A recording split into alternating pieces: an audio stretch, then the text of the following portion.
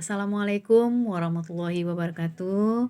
Selamat pagi dan salam sejahtera buat kita semua.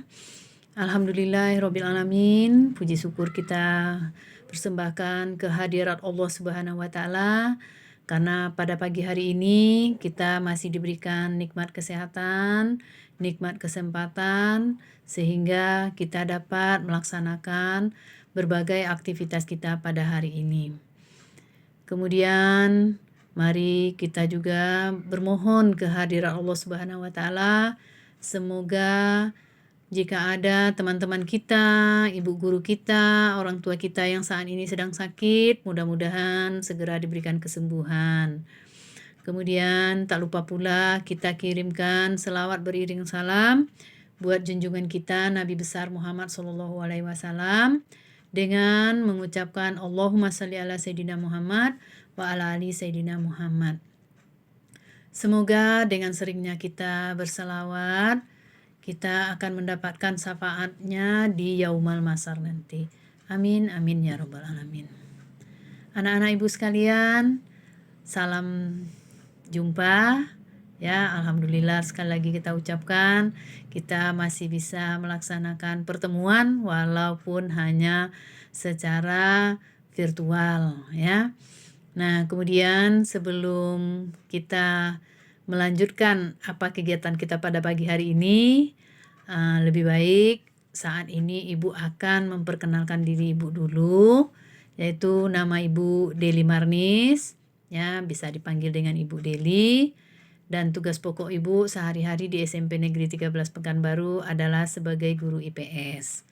Nah, kemudian Ibu juga diberikan tugas untuk membantu kepala sekolah di urusan humas. Nah, pada pagi hari ini Ibu mendapat tugas untuk menyapa anak-anak Ibu sekalian. Halo, salam kenal. Ya, mudah-mudahan kita cepat segera dapat bertemu di secara nyata ya. Nah, ini hari ini kita hanya bertemu secara virtual. Mudah-mudahan wabah ini segera berakhir dan kita bisa melaksanakan tatap muka. Amin ya rabbal alamin. Baiklah anak-anak ibu sekalian, pada pagi hari ini ibu mendapatkan tugas untuk memberikan materi mengenai komunikasi antara guru atau wali kelas dengan peserta didik. Ya. Nah, komunikasi ini sangat penting ya. Kalau kita tidak bisa melakukan komunikasi, kira-kira apa ya yang terjadi? Tentu dunia ini ya sunyi senyap, tidak ada orang yang berbicara, tak ada orang mendengar, orang diam aja ya.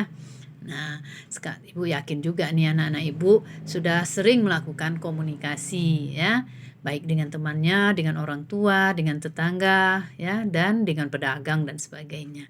Jadi komunikasi ini sudah tidak asing lagi bagi anak ibu sekalian. Namun pada kesempatan ini, pada masa pengenalan lingkungan sekolah ini, ya ibu akan memberikan sedikit informasi ya bagaimana seharusnya kita berkomunikasi di lingkungan sekolah terhadap guru atau wali kelas ya atau kamu dengan sesama kamu. Nah, kalau sekarang kan kamu dengan kamu enggak jumpa ya. Jadi komunikasinya lebih intens dengan guru atau dengan wali kelasnya. Nah, sebelum kita melangkah lebih jauh ya, baiklah ibu akan menyampaikan apa itu komunikasi ya. Nah, kalau sehari-hari ibu yakin anak ibu sudah tahu itu apa komunikasi. Nah, adapun komunikasi itu adalah suatu aktivitas ya, aktivitas penyampaian informasi. Baik informasi itu berupa pesan atau berupa ide dan juga bisa gagasan dari satu pihak ke pihak lainnya. Nah, penyampaian ini bisa dilakukan secara langsung maupun secara tidak langsung. Ya, seperti kita saat ini, kita melakukannya secara tidak langsung, yaitu kita menggunakan alat perantara handphone untuk berkomunikasi. Nah, kemudian apa tujuan dari komunikasi itu? Ya, tujuan dari komunikasi itu adalah untuk memberikan pengetahuan atau sebuah informasi kepada orang lain sehingga pengetahuan atau informasi yang disampaikan itu dapat merubah pemikiran seseorang atau mengubah sikapnya dan mendorong orang lain itu untuk melakukan hal tertentu. Nah, apa contohnya? Nah, misalnya ya, pada kesempatan ini Ibu menyampaikan bahwa seluruh siswa baru agar mengumpulkan pas fotonya. Nah, ini informasi. Lalu kamu yang menerima informasi akan terjadi suatu perubahan sikap. Iya, saya harus mengumpulkan pos foto nih. Ya. Nah, ukurannya berapa? Banyaknya berapa? Nah, kemudian muncul dorongan. Ya, saya harus cepat nih nanti bisa-bisa kalau terlambat nggak diterima nih. Nah, gitu ya. Jadi, sebuah informasi itu akan menimbulkan suatu tindakan dari orang yang menerima informasi tersebut. Ya. Nah, kemudian apa informasi di sekolah tadi seperti yang Ibu katakan bahwa kita fokus kepada informasi di sekolah, ya. Segala sesuatu ya yang berhubungan dengan siswa, ya. Nah, ini akan dikomunikasikan kepada siswa ya agar proses pembelajaran atau proses siswa itu dalam menjalani pendidikan di sekolah itu bisa berjalan dengan baik secara proses maupun secara administrasinya. Oke, jadi paham ya tujuannya? Jadi tujuannya adalah agar seseorang itu dapat melakukan tindakan ya atau hal-hal tertentu sesuai dengan kebutuhannya. Oke. Nah, kemudian dalam berkomunikasi ini tentu ada alatnya. Yang jelas mulut kita alatnya kan, suara kita gitu ya. Tapi dalam kita berkomunikasi sehari-hari itu ya, kita dapat menggunakan ya alat komunikasi. Nah, dalam hal ini Ibu yakin sekali bahwa seluruh murid Ibu yang baru masuk SMP 13 ini ya sekarang yang sudah SMP, Ibu yakin nih tahu nih alat komunikasinya, apalagi alat komunikasi yang modern dan canggih saat ini. Ya. Bahkan di depannya sekarang ada alat itu kan? Betul kan? Nah, yakin Ibu tuh ya, di rumahnya juga ada ya, ada handphone, televisi ya. Kemudian ada media cetak dan media sosial lainnya. Ya, apalagi kalau sekarang zaman kamu sekarang ini ya, zaman digital, kamu mempunyai alat komunikasi yang modern ya. Untuk itu kamu harus cerdas. Ya. Agar kamu bisa memanfaatkan dan menggunakan teknologi tersebut, alat komunikasi tersebut. Tentu pesan Ibu, gunakanlah alat komunikasi itu dengan cara yang benar. Kemudian gunakan dengan cara yang tepat. Jangan disalahgunakan karena itu memang merupakan alat yang kita butuhkan untuk kemajuan kita. Kalau kita tidak terlibat dalam melakukannya, kita bisa menjadi orang yang ketinggalan. Oke. Nah, bagaimana ya pada zaman dahulu alat komunikasi yang digunakan untuk komunikasi itu apa saja ya? Ada yang tahu enggak ya? Nah, yang tahu pasti ini itu gitu ya. Nah, apalagi yang suka nonton film-film sejarah atau film-film kerajaan ya, itu akan tahu. Nah, orang mengkomunikasikan itu yaitu pada zaman dahulu tuh dengan menggunakan alat-alat yang tradisional seperti kentongan. Nah, kentongan ini sangat berjasa terutama pada saat waktu kita baru mencapai kemerdekaan. Nah, dulu nggak ada handphone ya, yang ada radio itu pun satu-satu yang punya. Sehingga kentongan inilah yang digunakan untuk memberi informasi bahwa kita sudah merdeka gitu. Dengan memukul kentongan, kasih tahu orang kita sudah merdeka, Nah, kemudian maju lagi setelah kita merdeka, kentongan ini digunakan juga, yaitu untuk pengamanan ya. Nah, kemudian ada lagi digunakan merpati ya. Nah, kalau sekarang kita cukup ngirim pesan dengan WA, dengan email, dengan ya sebelumnya dengan melalui surat, melalui kantor pos ya. Zaman dahulu orang mengirim surat menggunakan jasa merpati ya. Nah, kemudian ada alat komunikasi tradisional yang masih digunakan sampai saat ini ya, terutama di sekolah nih, di lingkungan kita ini ya. Tapi bukan di SMP 13 ya. Tapi kalau mati lampu mungkin juga digunakan gitu. Tapi ada ndak ya lagi di SMP 13 gitu. Yaitu lonceng ya. Nah, lonceng ini juga merupakan salah satu alat komunikasi ya. Nah, yuk siapa yang dulu di SD-nya ya, kalau perintah masuk kelas ya, atau keluar kelas atau pulang. Nah, ini yang ditunggu-tunggu nih, bunyi lonceng yang panjang sekali. Nah, ya, itu juga merupakan alat informasi. Ya, itu tadi. Ya, kalau pagi hari lonceng itu berbunyi, itu adalah informasi bahwa kita harus masuk kelas, harus berbaris sebelum gurunya datang. Ya, kamu sudah berlarian itu masuk kelas. Kemudian berbaris di depan kelas masing-masing. Ya. Nah, nanti kalau sudah mulai siang, menunggulah bunyi lonceng yang panjang, ya. Semua pada pingin pulang. Nah, kalau di SMP 13 sudah sedikit canggih. Ya, kita tidak menggunakan lonceng tapi kita menggunakan bel. Ibu yakin juga banyak di SD anak-anak ibu yang dahulunya juga telah menggunakan bel. Oke, sekarang anak ibu sudah mengenal alat-alat komunikasi. Nah, sekarang bagaimana komunikasi yang akan kita jalani, yaitu di lingkungan pendidikan, khususnya di sekolah kita, ya. Bagaimana komunikasi guru atau wali kelas dengan peserta didik. Oke, sekarang kita lihat dulu siapa itu guru, ya. Nah, guru adalah seorang tenaga pendidik profesional yang mendidik, mengajarkan suatu ilmu, membimbing, melatih, dan memberikan penilaian, serta melakukan evaluasi kepada peserta didiknya. Nah, sekarang mengenai guru yang profesional ya, guru yang mempunyai ilmu di bidangnya masing-masing, dan Ibu yakin juga bahwa di SD juga ada guru gitu ya. Nah, kalau di SD anak-anak Ibu mengenal gurunya masuk kelas itu sedikit sekali ya, paling banyak 3 atau 4 orang ya. Ada guru kelas, nanti ada guru agama, kemudian ada guru olahraga.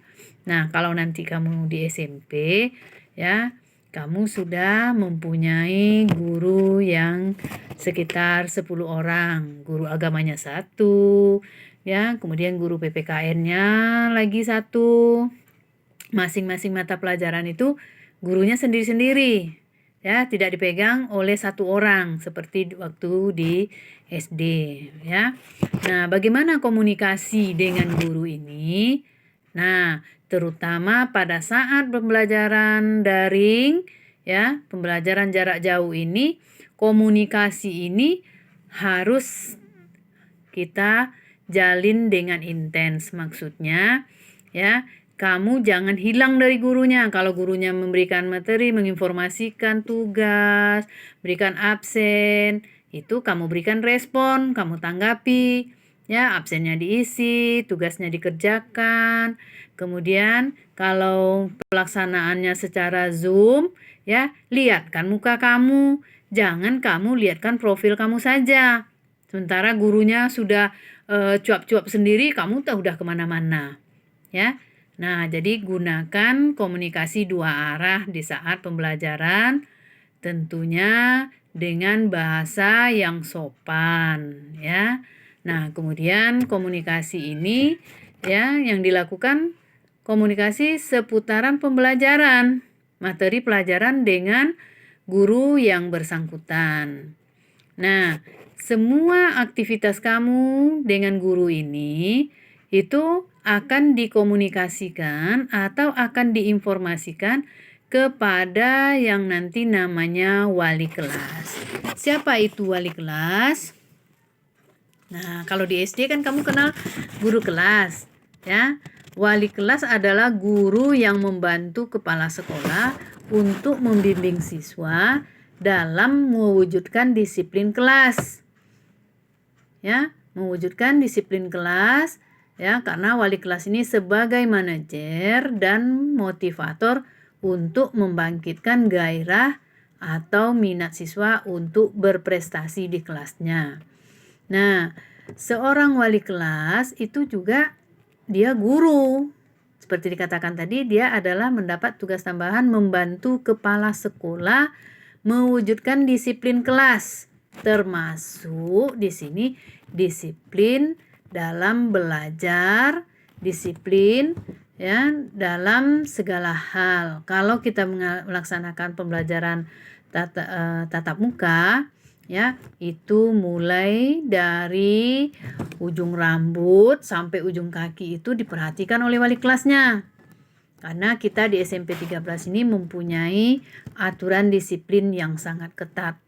Ya, kalau Ibu lihat kemarin waktu pendaftaran itu masih banyak yang rambutnya gaya artis, rambutnya bukan lagi rambut anak sekolah, ya. Tapi kalau saat kita nanti sekolahnya tatap muka, rambutnya harus potongan rambut anak sekolah, bukan potongan rambut pengamen, ya. Orang seniman rambutnya panjang, bukan potongan rambut artis yang berwarna-warni, ya. Nah, ini perlu dikomunikasikan. Nanti akan disampaikan juga oleh wali kelas sebagai orang yang bertanggung jawab terhadap disiplin kelas. Nah, bukan wali kelas saja. Seperti guru yang memberikan pelajaran tadi, dia juga akan menilai dan akan memantau kedisiplinan kamu. Nah, semua itu akan disampaikan, akan diinformasikan dengan wali kelas. Nah, wali kelas ini sebagai manajer, ya, dia akan mengatur, ya, kebutuhan kamu mulai dari administrasi sampai kenyamanan kamu dalam menerima pembelajaran.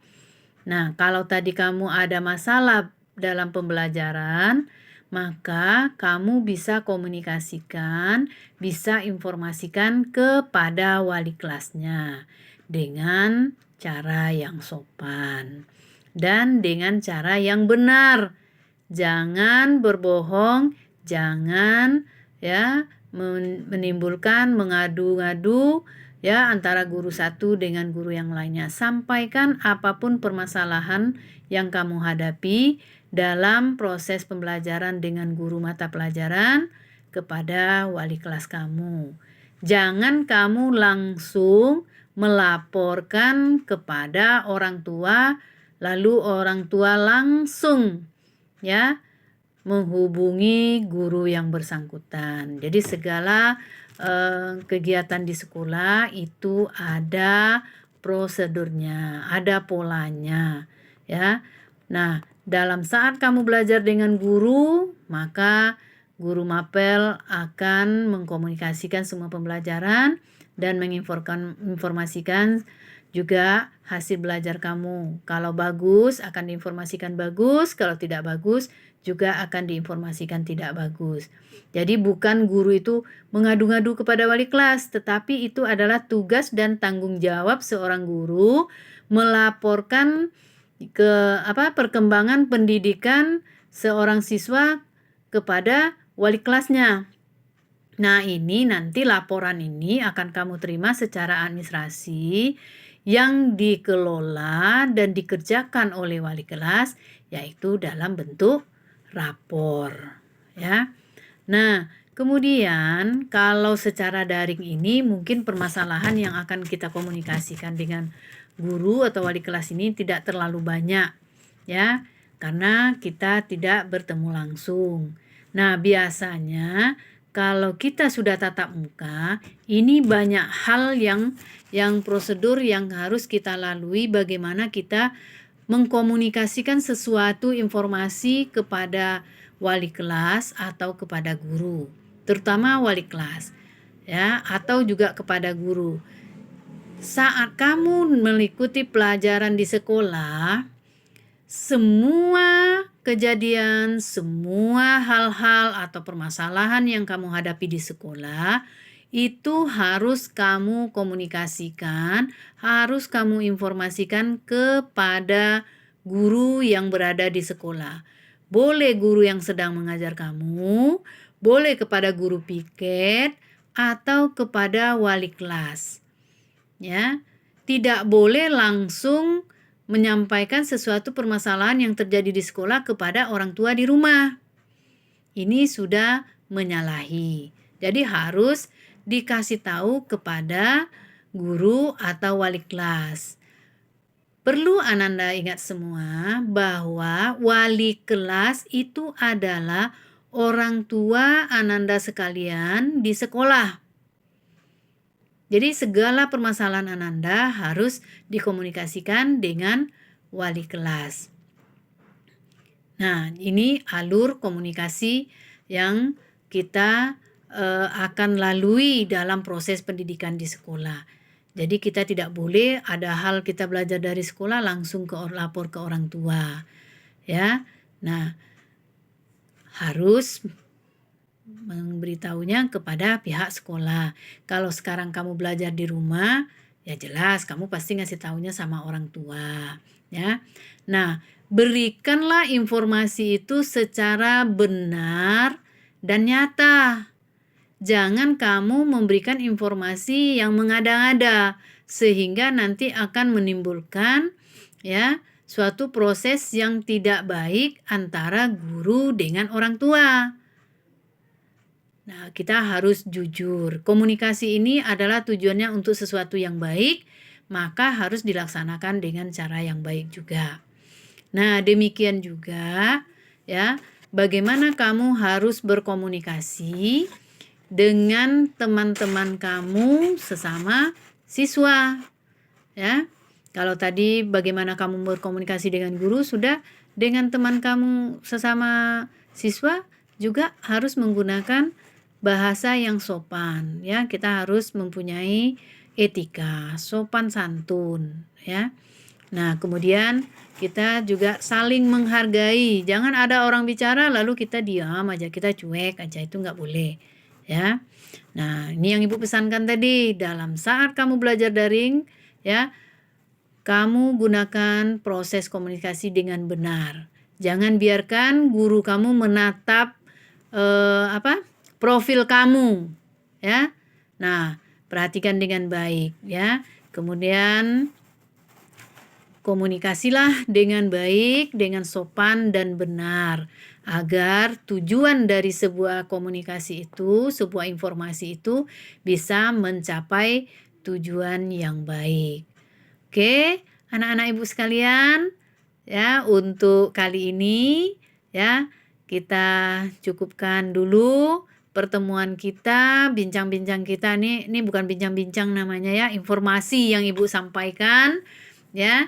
Mudah-mudahan informasi yang Ibu sampaikan tadi bermanfaat bagi kamu sehingga nanti kamu belajar selama kamu menjadi peserta didik di SMP Negeri 13 Pekanbaru ini, kamu tidak mengalami kesulitan karena segala sesuatu itu akan sukses apabila terjalinnya komunikasi yang terbuka, komunikasi yang jujur, dan komunikasi yang benar. Oke, anak Ibu sekalian, untuk saat ini kita cukupkan dulu di sini. Mudah-mudahan kita cepat dapat bertemu melalui pembelajaran tatap muka. Dan jangan lupa setiap sholat kamu, setiap sujud kamu, kamu kirimkan doa supaya wabah COVID-19 ini segera habis, segera kembali ke asalnya dan kita bisa beraktivitas seperti semula. Oke, tetap semangat ya. Salam kenal, selamat datang di SMP Negeri 13 Pekanbaru. Selamat bergabung dengan guru-guru di SMP Negeri 13 Pekanbaru. Mari kita jalin komunikasi yang baik antara guru dengan siswa dan juga komunikasi yang baik antara orang tua dengan para guru di SMP Negeri 13 Pekanbaru. Itulah harapan kami. Mudah-mudahan semua bisa kita wujudkan. Apabila komunikasi kita lancar, maka semua juga akan berjalan dengan baik. Wabillahi taufik wal hidayah. Assalamualaikum warahmatullahi wabarakatuh. Sampai jumpa.